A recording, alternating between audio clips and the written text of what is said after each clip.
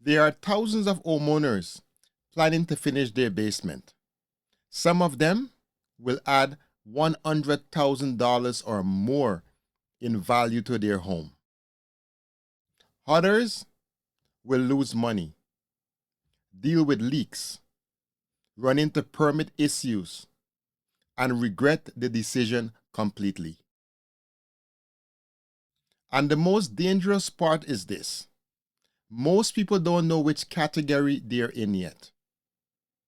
Because finishing a basement is not just a renovation decision anymore.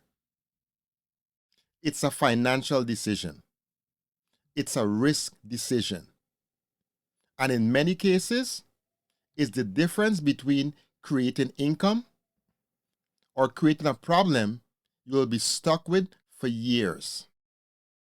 So in this episode, I'm going to be breaking down what's actually happening in the GTA basement market right now.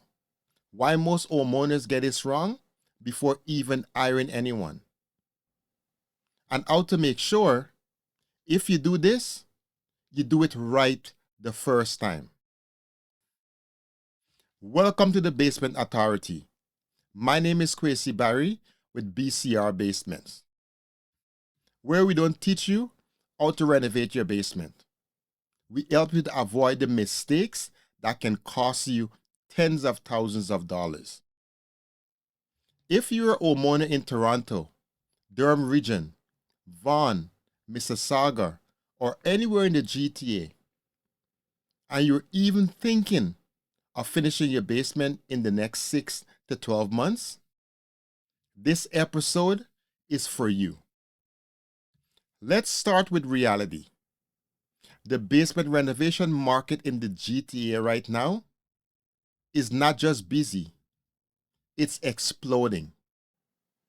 And is being driven by three very specific forces colliding at the same time. Number one, home prices are still high. Number two, interest rates are still elevated. And number three, Ontario has made it easier than ever to add secondary suites. With the recent changes by the Ontario government, in most residential areas, you can now add a basement apartment as of right. That means no rezoning and no more major approval battles. So, what happens when housing is expensive? People need more income, and the government removed the barriers to building units. You get a surge, and that's exactly what we're seeing right now. Basements are no longer just extra space. They have become income units, multi-generational living spaces, home offices, home gyms, and rental apartments. We're seeing homeowners generate anywhere from $1,500 to $2,500 plus per month for a legal basement apartment. That changes everything. That changes your mortgage. It changes affordability. That changes how families live. Our basement is no longer a luxury. It's a financial tool. But here's the part no one talks about. When demand increases fast, quality does not always keep up. And that's where the danger starts. Because from the outside, a basement renovation looks simple. Just framing, drywall, flooring, and maybe a bathroom. That's what it looks like. But that's not what it is. I want to tell you about something that we see all the time. An homeowner gets 3 quotes. The first quote coming at $95,000. The second one, $72,000. The third one, $48,000. And here's the question most homeowners ask. Why is there such a big difference between the three quotes? But here's the question that they should be asking. What is the $48,000 contractor not doing? Because in almost every case, the gap isn't the finishes, it's not the flooring or the pot lights. The gap is usually what you cannot see. Moisture barriers that was skipped. Insulation that didn't meet code. Electrical that wasn't properly upgraded. Plumbing that wasn't planned for. And permits that were never pulled. The last one is the silent killer. Because a homeowner can spend $80,000, finish a basement, and still not be able to legally rent it. They can still face fines, still be forced to tear out walls, still lose every dollar they put into it. This is the real risk of the current market. iDemand pulled in a lot of contractors who are not equipped to do this properly. And homeowners excited about the opportunity and are moving fast without the right foundation, literally and figuratively. So, why does this keep happening? It's not because homeowners are careless. It's because they're starting in the wrong place. Here is the biggest misconception in basement renovation.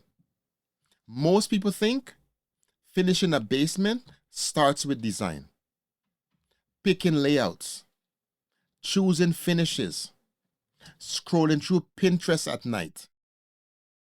That's where the excitement is. And that's exactly why most projects run into trouble.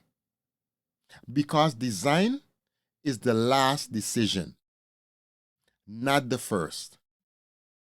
When you start with design, you build a vision without understanding constraints. And then reality hits. The ceiling isn't what you thought. The moisture situation requires remediation first. The electrical panels needs upgrading before you do this work. And suddenly, $60,000 project is now $90,000. And you're 3 months behind.